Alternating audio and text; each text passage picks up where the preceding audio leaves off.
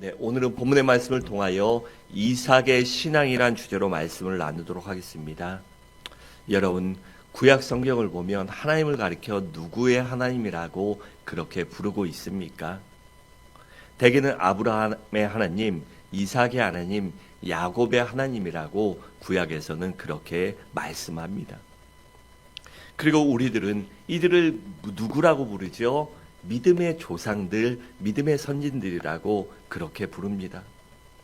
그런데 이삭의 입장에서 보면 아브라함은 아버지요, 야곱은 아들입니다. 그런데 아브라함과 야곱은 이삭에 비해서 아주 특별한 사람이었습니다. 아브라함이나 야곱의 생애를 보면 아주 드라마틱한, 참으로 파란만장한 인생을 살았던 사람입니다. 우리 보고 그렇게 살라고 하면 그건 싫습니다 할 정도로 아주 파란만장한 인생을 살았습니다. 그러면서 인생의 희로애락을 많이 겪었던 사람들입니다. 그에 비해 이삭은 어떻습니까? 그는 아주 평범하고 순탄한 인생을 살았습니다. 특별히 그는 특별한 아버지와 아들 사이에 이 샌드위치가 되어 평범한 인생을 살았어요. 그럼에도 불구하고 성경은 아브라함이나 야곱 못지않게 이삭을 중요하게 여깁니다. 그래서 하나님을 가리켜 아브라함의 하나님, 이삭의 하나님, 야곱의 하나님이라고 그렇게 말씀하고 있는 것입니다. 여러분, 우리 하나님은 특별한 사람들만의 하나님이 아니십니다. 야곱이나 아브라함처럼 아주 드라마틱한 인생을 살고 인생의 이 평지풍파를 다 겪은 그러한 사람들의 하나님만이 아니라, 아니면 뭔가 뛰어난 재능이나 은사나 달란트를 갖고 있는 사람들만의 하나님이 아니라 우리 같은 평범한 사람들의 하나님이 되시기도 합니다. 그래서 우리 하나님은 특별한 사람들 못지않게 평범한 우리 같은 필부필러의 그러한 삶도 축복하시고 사랑하시고 함께하여 주십니다. 그렇다면 평범함에도 불구하고 하나님의 사랑과 은혜와 축복을 받은 이삭은 어떤 신앙을 소유하고 있었을까요? 첫째로, 이삭의 신앙은 기도할 줄 아는 신앙이었습니다.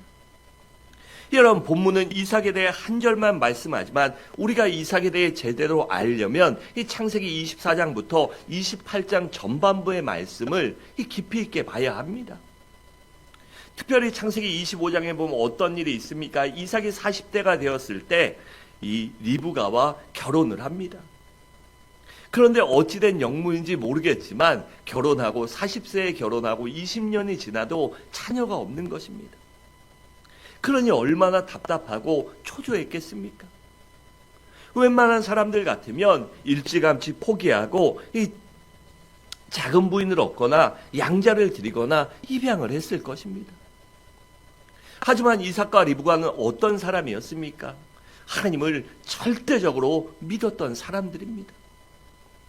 저들은 하나님을 믿되 종교적으로 위안을 삼을 정도로 믿는, 그렇게 종교가 기독교인 사람이 아니라 천지전능한 하나님, 다시 말해 죽은 자도 살리시고 불가능한 것을 가능하게 만드시는, 모든 것을 하실 수 있는 창조주 하나님, 천지전능하신 하나님을 믿었던 것입니다. 그래서 포기하지 않고 하나님께 아이를 달라고 간절히 부르짖었던 것이에요.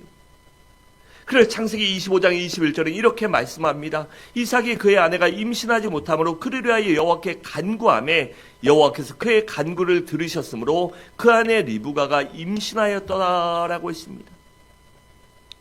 여러분, 그런데 이 리브가가 임신하고 출산해 보니 어떻습니까? 남자 쌍둥이였습니다.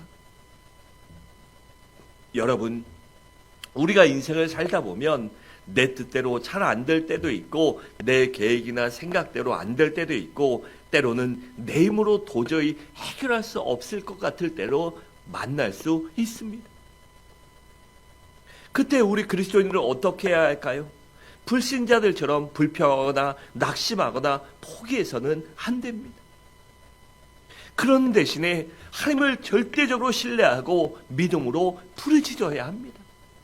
언제까지요? 그 부르짐이, 그 기도가 응답되어 내 삶에 완전히 100% 이루어질 때까지, 완성될 때까지 부르짖어야 하는 것입니다. 산에 이 구름이 비가 안 올 때, 이 엘리야 선지자가 기도할 때 비가 왔잖아요. 그렇게 비구름이 보이는 것만 갖고 멈추면 안 됩니다.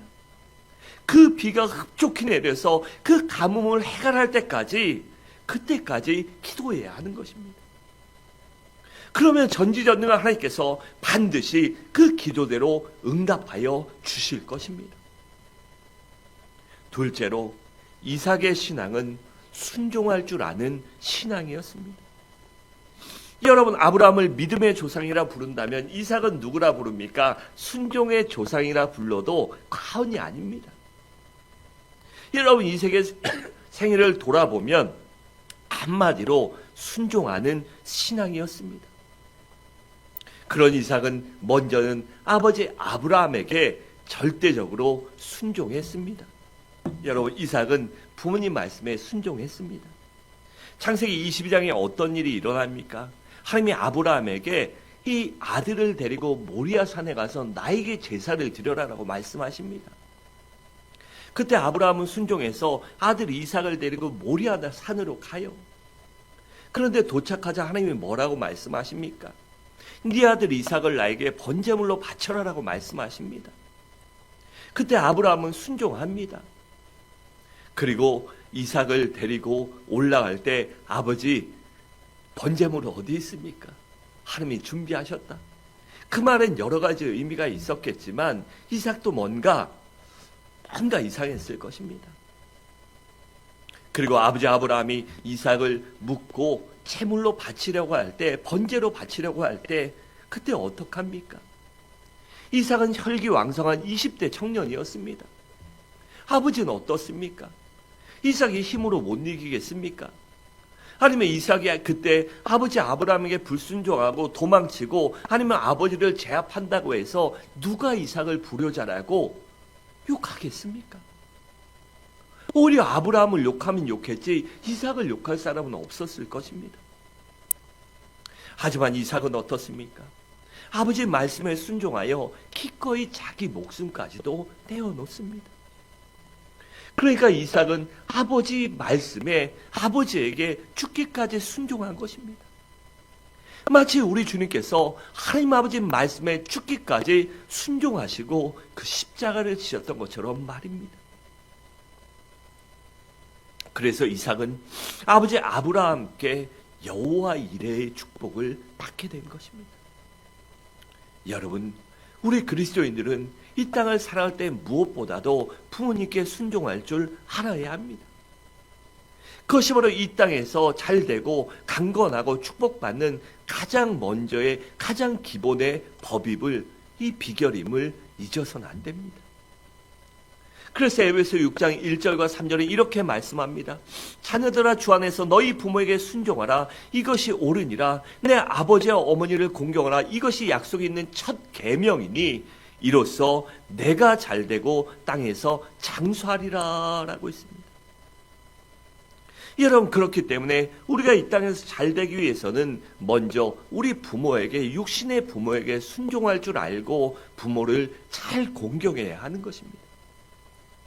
여러분, 우리가 사회생활할 때 어떻습니까? 부모님께 공경하는 사람, 이 부모를 사랑하고 부모에게 순종하는 사람은요, 사회생활할 때도 직장에서도 순종하고 이 윗사람들을 공경할 줄 압니다.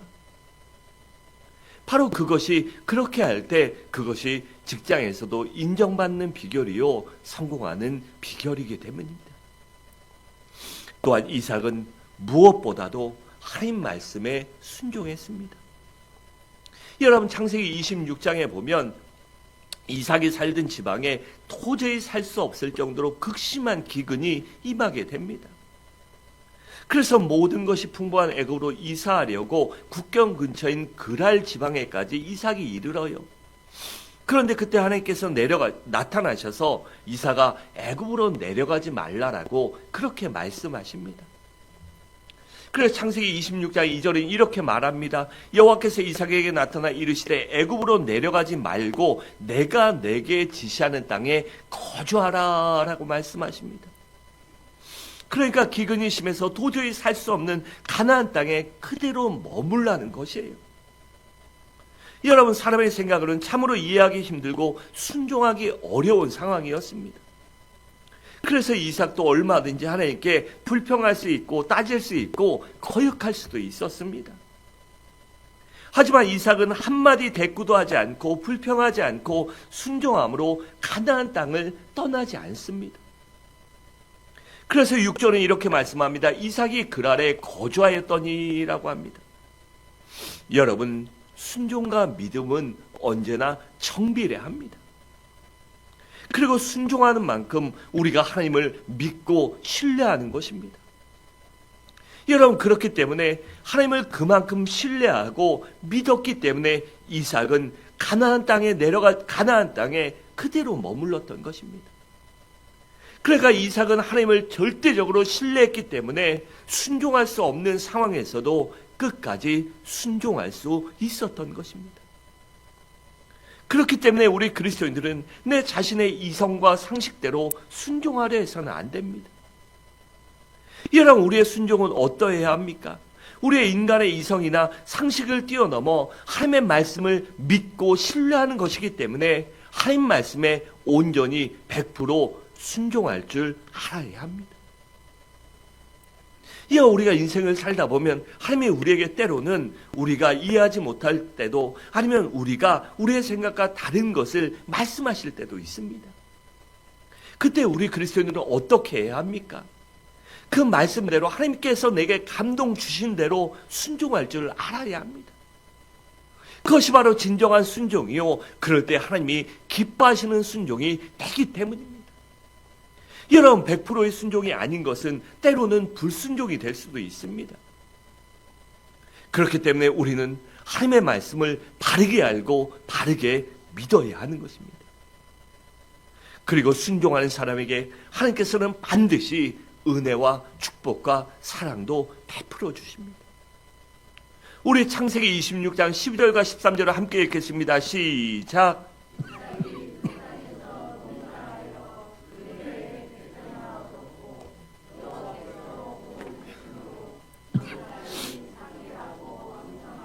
마침내 거부가 되어 아멘. 여러분, 그러니까 이 말씀이 무엇입니까? 하나님께서 순종한 이삭에게 100배나 축복하여 주셔서 이삭이 드디어 거부가 됐다는 것입니다.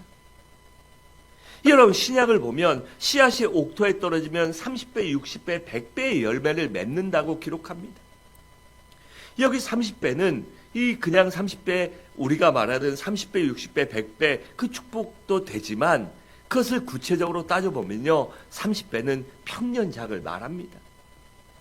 그리고 60배란 풍년을 말하고 100배란 이 태풍을 말합니다. 그러니까 하나님께서는 말씀에 순종할 수 없는 상황에서도 이삭처럼 순종하면 이 100배의 축복을 베풀어 주십니다. 다시 말해 30배란 현상 유지를 말하고 60배란 흑자나 조금의 성공을 말하고 100배란 이 대성공을 거두는 것을 말합니다. 여러분, 하나님의 기적을 체험하기 원하고 100배의 축복을 경험하기 원하십니까?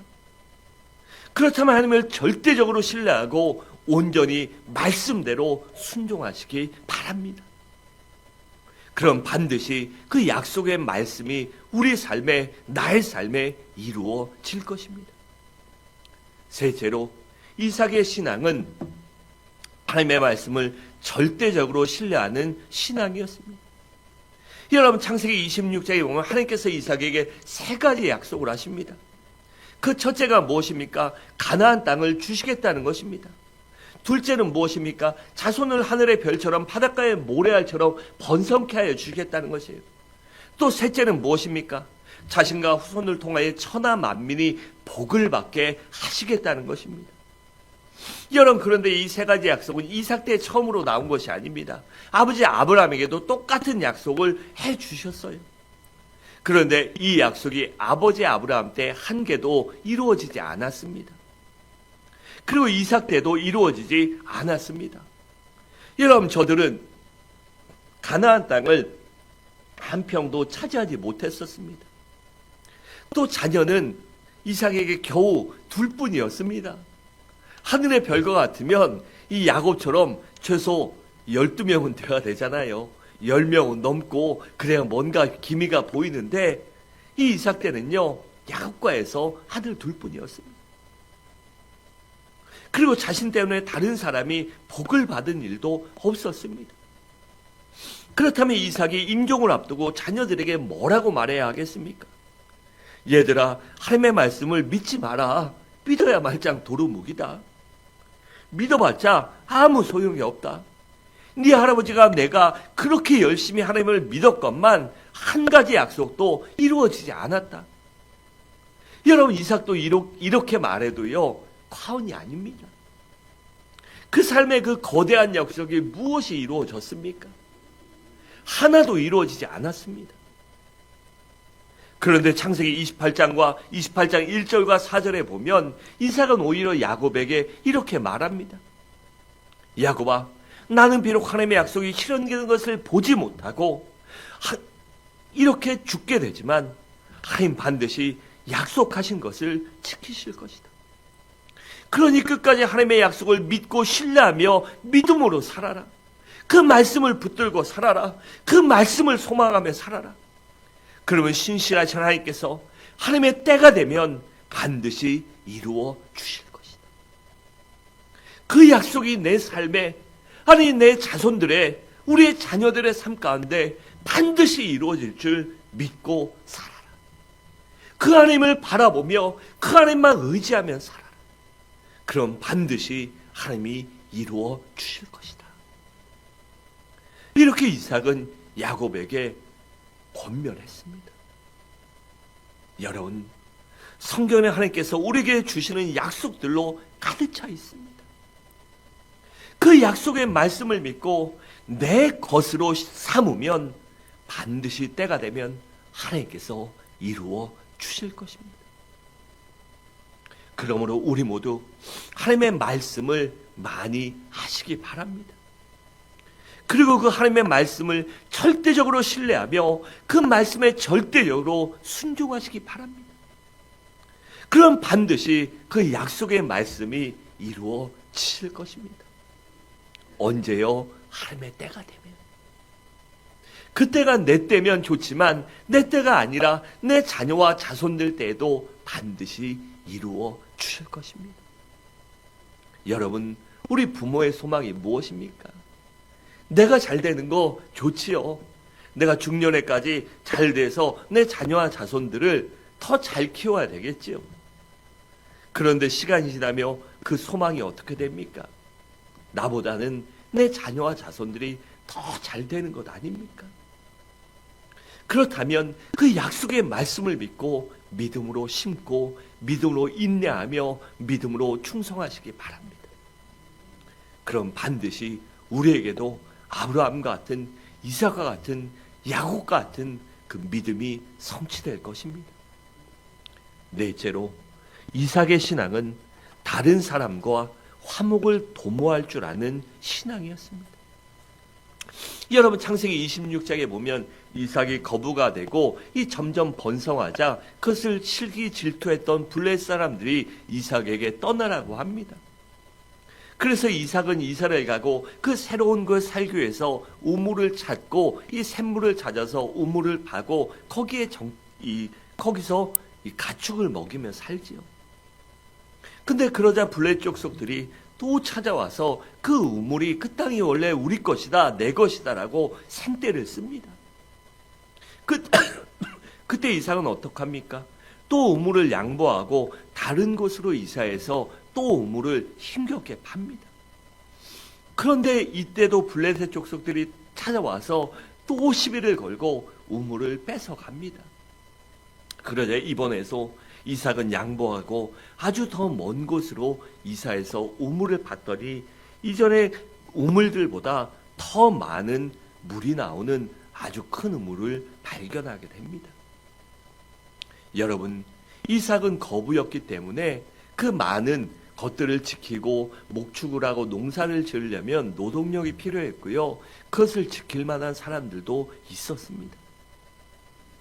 그렇기 때문에 블레셋 사람들과 얼마든지 싸울 수도 있었고 그들에게 우물을 뺏기지 않을 수도 있었습니다. 창세기 26장 16절에 보면 블레셋 족속들이 이삭을 이렇게 말합니다. 아비멜렉이 이삭에게 이르되 내가 우리보다 크게 강성한즉 우리를 떠나라 라고 했습니다. 그러니까 이삭이 그들만큼 그들보다 못해서 우물을 내어준 것이 아닙니다. 그 땅을 떠난 것이 아닙니다. 그들과 충분히 싸울 수 있었음에도 불구하고 그는 그만큼 평화를 원하는 사람이요 온유한 사람이었기 때문에 그 우물을 포기한 것입니다. 여러분, 이삭도요 이렇게 우물을 포기할 때 왜 사람인데 속상하지 않고 가슴 아프지 않고 고민하지 않고 억울하지 않았겠습니까? 그런데 3번씩이나 그랬다? 여러분, 블레셋 사람들이 아주 이삭을요 바보 등신 천치로 그렇게 여기고 그렇게 행동했을 것입니다. 여러분, 그때 왜 이삭이 속상하지 않고 왜 사람인데 저것들 왜 그런 마음이 안 들었겠습니까? 왜 아픔이 없고 눈물이 없었겠습니까? 그런데 놀라운 것은 그 아픔과 억울함과 분노를 참았던 이삭을 하나님께서 더 축복해 주셨다는 사실입니다. 창세기 26장 24절을 보면 이렇게 말씀합니다. 그 밤에 여호와께서 그에게 나타나 이르시되 나는 내 아버지 아브라함의 하나님이니 두려워하지 말라. 내 종 아브라함을 위하여 내가 너와 함께 있어 내게 복을 주어 내 자손이 번성하게 하리라 하신지라 라고 했습니다. 여러분, 그렇기 때문에 아름다운 인간관계야말로 성공과 축복의 지름길입니다. 그런데 그런 관계를 맺으려면 때로는 손해보고 때로는 양보할 줄도 알아야 합니다. 그러다 보면 당장은 손해를 보거나 자존심이 상할 수도 가슴이 아플 수도 있습니다. 하지만 때가 되면 반드시 하나님께서 높여주시고 보상해 주시고 갚아주십니다. 그 억울한 일을 당하게 했던 사람들, 내가 믿음으로 살 때 나를 바보 천치로 알고 나에게 함부로 했던 사람들의 것을 뺏어서요 나에게 갚아주십니다. 그래서 히브리서 12장 14절에 이렇게 말씀합니다. 모든 사람과 더불어 화평과 거룩함을 따라라. 이것이 없이는 아무도 주를 보지 못하리라 라고 했고, 마태복음 5장 5절에 보면 온유한 자는 복이 있나니 그들이 땅을 기업으로 받을 것이며 라고 했습니다. 그러므로 여러분, 인내하는 심정으로 사시기 바랍니다. 겸손하고 온유한 심정으로, 또한 화평과 화목을 도모하는 심정으로 살아가시기 바랍니다. 그럼 반드시 하나님께서 때가 되면 갚아 주실 것입니다. 마지막으로 이삭의 신앙은 자손을 믿음으로 축복할 줄 아는 신앙이었습니다. 여러분, 창세기 25장에 보면 에서와 야곱 쌍둥이는 어머니 리브가 뱃속에 있을 때부터 어떻습니까? 다퉜다고 합니다. 그리고 큰 자가 어린 자를 섬기리라라고 그렇게 말씀하셨습니다. 그러니까 동생인 야곱이 장자의 축복을 받는 것이 하나님의 뜻이요 섭리라는 것이었습니다. 그런데 이삭이 하나님의 뜻을 무시하고 인간의 정과 도리를 생각하여 장자인 에서를 더 사랑했습니다. 그리고 시간이 질러 이삭이 늙게 되고 노년이 되었을 때 에서에게 장자의 축복을 해주려고 별미를 만들어 오라고 합니다. 그런데 어떻습니까? 놀라운 사실은 그 사실을 알았던 어머니 리브가가 에서가 아닌 야곱에게 그 모든 것들을 귀뜸하고 준비시켜서 에서 대신에 야곱이 이 이삭의 축복을 받게 만듭니다. 그래서 야곱이 이삭의 축복을, 이 에서의 축복을 가로챘던 것입니다. 여러분, 우리는 한 가지 기억할 것이 있습니다. 그것은 하나님의 뜻은 때가 되면 반드시 이루어진다는 사실입니다. 그렇기 때문에 야곱처럼 야비한 짓을 할 필요가 결코 없습니다. 묵묵히 인내하며 때를 기다리면 하나님께서 다 이루어 주십니다. 여러분, 사냥 갔던 에서가 돌아온 후에 별미를 만들어서 아버지 이삭에게 가요. 그러니 이삭이 얼마나 놀랐겠습니까?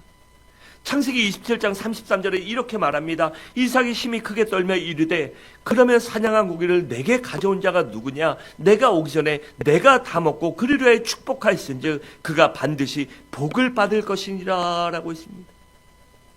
이렇게 이삭이 심히 크게 떨며라고 했습니다. 그러니까 그 순간 야곱에게 속은 것이 화가 나기도 했겠지만 하나님의 뜻이 생각났을 것입니다.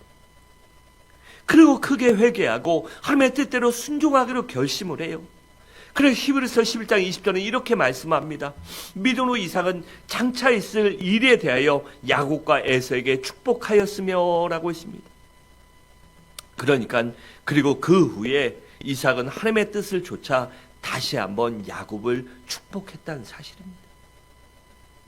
여러분, 그렇기 때문에 우리 크리스찬 성도 부모들은 단순한 인간적인 욕심과 이 바람으로 자녀들을 축복해서는 안 됩니다. 하나님의 뜻을 쫓아 믿음으로 축복할 줄 알아야 합니다. 여러분, 하나님께서는 부모를 자녀들을 위한 축복의 샘물이요, 축복의 근원이요, 축복의 통로로 삼으셨습니다. 그렇기 때문에 우리 부모들은 그 사실을 믿고 자녀들을 믿음으로 축복할 줄 알아야 합니다. 여러분, 우리 그리스도인 부모들이 분명히 알아야 합니다. 그것은 바로 우리 그리스도인들은 한 사람 한 사람 하나님의 축복의 통로요, 축복의 샘물이요, 축복의 근원이라는 사실입니다. 그러므로 우리들은 우리의 자녀들을 믿음으로 마음껏 축복해야 합니다. 또한 그 하나님의 축복들을 우리의 자녀들과 이웃을 세상을 위해서 선포할 줄 알아야 합니다. 우리가 믿음으로 선포하면 하나님께서 반드시 축복을 실제로 현실의 삶 가운데 이루어 주시기 때문입니다. 사랑하는 성도 여러분, 말씀을 마치도록 하겠습니다. 우리들도 이삭처럼 매사에 끈기 있게 간구하며 매사에 순종할 줄 아는 신앙인이 되시기 바랍니다.